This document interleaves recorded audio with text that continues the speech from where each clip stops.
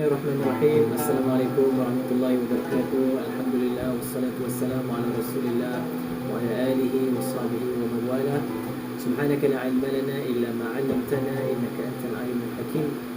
Alhamdulillah, bertemu lagi kita di dalam siri kedua Kultum, anjuran ataupun selian surah Tazkiyah Desa Bestari.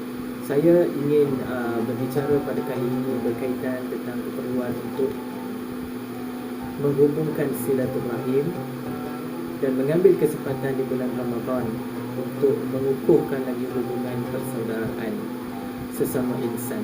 Tuan-tuan dan puan-puan, di dalam suatu hadis yang berlaku merakamkan keadaan di mana Nabi Muhammad SAW yang telah pun pergi ke Madinah, sesampainya ke Madinah, baginda telah mengungkapkan suatu kata-kata, yakni satu hadis yang boleh menjadi panduan hidup kita yang bertepatan, yang boleh di-apply kepada kehidupan kita sekarang, iaitu ayat ayuhan nas.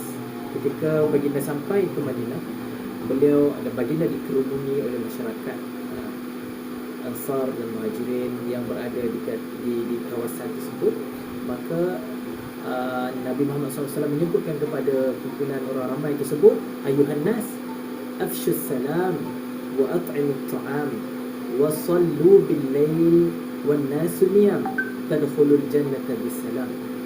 Apa yang disebut oleh Nabi ialah ayuhan nas, wahai manusia, afshus salam, tebarkanlah salam, wa at'imut ta'am, dan berikanlah makanan, jamulah makanan, wa sallu bil lail wan nasu niyam, dan solatlah di waktu malam ketika mana orang lain sedang tidur.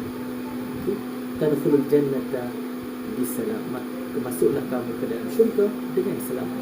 Tuan-tuan dan puan-puan, saya nak cuba apply ataupun bincang 3 perkara yang disebutkan oleh Nabi di dalam hadis tersebut dalam kehidupan kita sehari-hari. Macam mana kita nak mengamalkan dan menzahirkan kefahaman kita terhadap hadis ini. Tuan-tuan, kalau kita sedia maklum 3 perkara ini, kalau kita boleh jadikan akronim 3S: salam, silaturahim, solat. 3 perkara, 3S.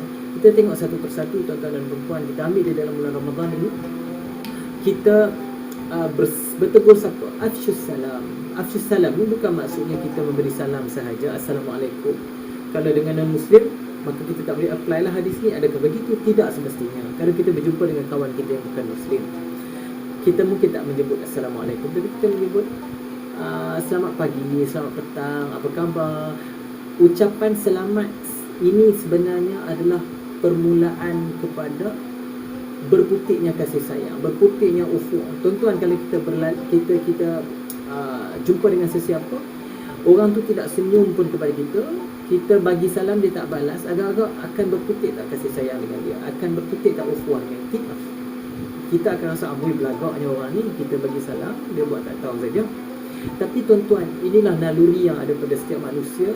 Kalau kita ucapkan salam, ucapkan selamat pagi, selamat petang, tanya khabar, benda-benda ni sebenarnya menyentuh hati setiap insan yang rasa dirinya tidak pernah diambil tahu, tidak diambil perhatian sebelum ni. Dia akan rasa dirinya diambil tahu. Jadi akan berputiklah di situ rasa rahmat, rasa kasihan, rasa kasih mengasihi.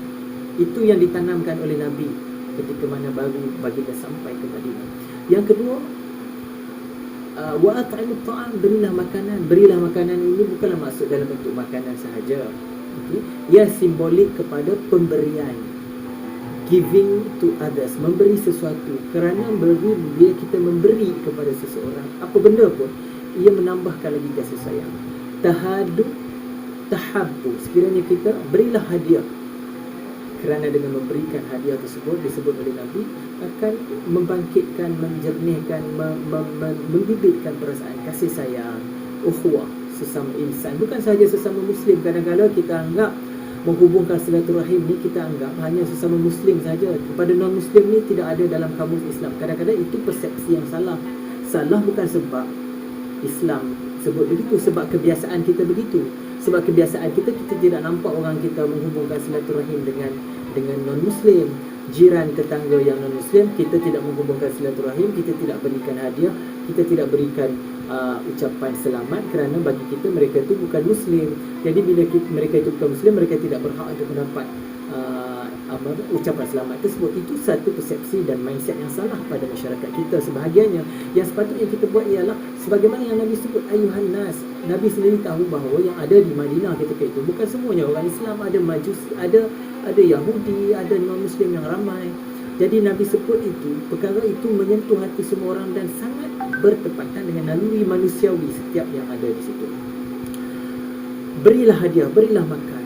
Kita sekarang ni dalam bulan Ramadan, okey, memberi sedekah. Ramai sangat saya nampak, alhamdulillah, saya bersyukur saya nampak masyarakat kita sangat menghayati konsep menghadiahkan makanan. Kalau kita berada di dalam kejiranan, kita akan bertukar-tukar makanan. Contohnya, kalau saya kecil-kecil dulu masa di kampung, mak saya akan suruh bawa sepinggan, sepiring makanan ke rumah jiran, dan jiran akan membalas makanan tersebut. Bila kita bertukar-tukar makanan di dalam sempena dalam bulan Ramadan tersebut, yang pada saya bukanlah sepatutnya kita buat dalam bulan Ramadan saja, tapi tradisi kita dalam bulan Ramadan bagi saya adalah satu yang baik yang kita perlu teruskan. Bila kita bertukar-tukar hadiah, tukar-tukar makanan dan sebagainya, maka akan lahirlah perasaan kasih mengasihi, perasaan untuk mengambil berat, sayang kepada jiran tetangga, sayang kepada saudara mara. Ini yang ditekankan oleh Nabi SAW. Jadi tuan-tuan, kalau kita ingin menghubungkan silaturahim, antara ciri utama yang perlu ditekankan ialah mengucap selamat, senyum, tanya khabar, ambil berat, ambil tahu apa yang berlaku. Seterusnya, kita bagi hadiah, bagi makanan, belanja makan.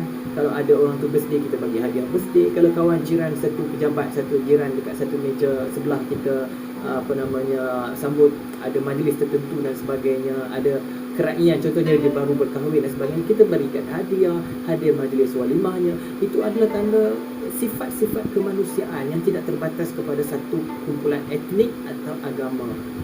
Kalau kita lihat, tidak ada masalah sebenarnya kalau dalam bulan Ramadan ini kita lihat ramai yang buat, atau NGO, persatuan-persatuan ataupun kumpulan-kumpulan yang mengusahakan program menyampaikan infak. Walaupun bulan Ramadan ini kita tahu bulan ibadat untuk orang Islam, tetapi jangan kita anggap memberi pemberian kepada Muslim sahaja yang dapat pahala, memberi kepada non-Muslim tak dapat pahala. Itu satu persepsi yang salah juga. Sebenarnya dalam Islam sebenarnya tidak ada masalah jika kita nak menyantuni masyarakat yang bukan Islam, yang mungkin berada dalam kejiranan kita, sebahagian daripada masyarakat yang duduk sekali dengan kita, yang mungkin kita nampak kurang bernasib baik, yang tidak ada harta dan sebagainya, yang mungkin kita boleh bagi sedikit sumbangan dan hadiah. Tidak ada masalah sebenarnya. Itu adalah satu benda yang dianjurkan dalam agama, kerana itu akan menunjukkan sifat keinsanan yang boleh orang kata apa, mengukuhkan hubungan silaturahim, mengelakkan perbalahan, kebencian dan sebagainya. Seterusnya, yang ini yang kita perlu buat bersendirian, iaitu wasallu bil lail wan nasu niyam. Kita solat di waktu malam, tambah-tambah lagi lah di dalam Ramadan pada ketika ini kita ambil kesempatan, kita solat malam dan kita berdoa kepada Allah Subhanahu Wa Taala. Okey, dan masuklah ke dalam syurga dengan selamat. Jadi tuan-tuan, saya ingin merangkumkan tiga perkara ini. Kalaulah kita ingin menyantuni ataupun berusaha untuk menyampaikan mesej yang baik kepada rakan-rakan kita yang belum beragama Islam. Kadang-kadang kita tak tahu, kita tidak ada kepakaran, kita tidak ada tahu nak menyampaikan mesej dakwah kepada mereka, sebab kita tahu ini kerja Nabi. Nabi menyampaikan dakwah kepada orang yang belum mengenal Islam. Ini adalah kerja Nabi yang kadang-kadang kita rasa berat dan kita tak mampu nak buat. Kita boleh tanya diri kita berapa ramai dah yang kita telah kita ajak kepada orang yang belum Islam untuk kenal Islam, yang telah kita anuti lebih lama berbanding dengan mereka yang tak kenal Tuhan.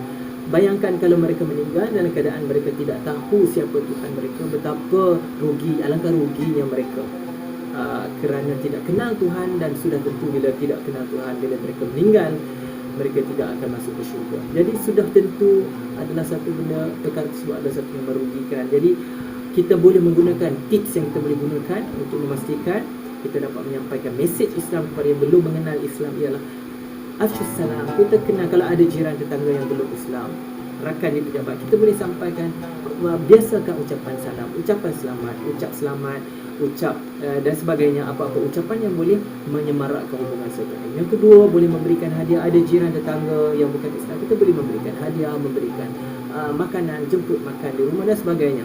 Dan yang ketiga, waktu malam kita solat, kita menangis di hadapan Allah SWT, kita berdoa, ya Allah, sesungguhnya aku tidak mampu untuk mengikut sepenuhnya apa yang dibuat oleh Rasulullah, Rasulmu untuk menyampaikan agama ini kepada semua manusia.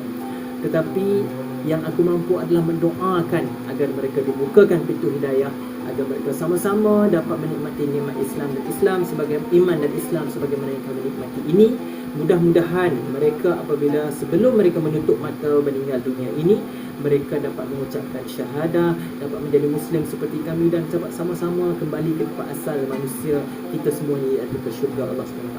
Jadi saya kira mengambil kesempatan dalam bulan Ramadan ini, marilah sama-sama kita lipat gandakan ke amal ibadat kita di dalam 10 terakhir untuk melakukan amal ibadat sebanyak yang mungkin.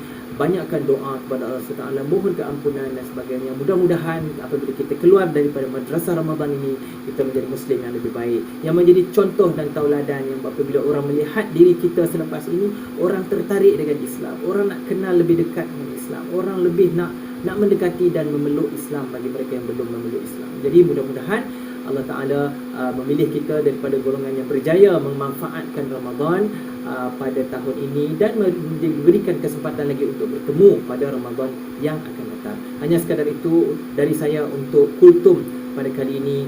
Mohon maaf atas kekurangan dan kesilapan. Aqulu qawli hadza wa astaghfirullah li wa lakum. Wassalamualaikum warahmatullahi wabarakatuh.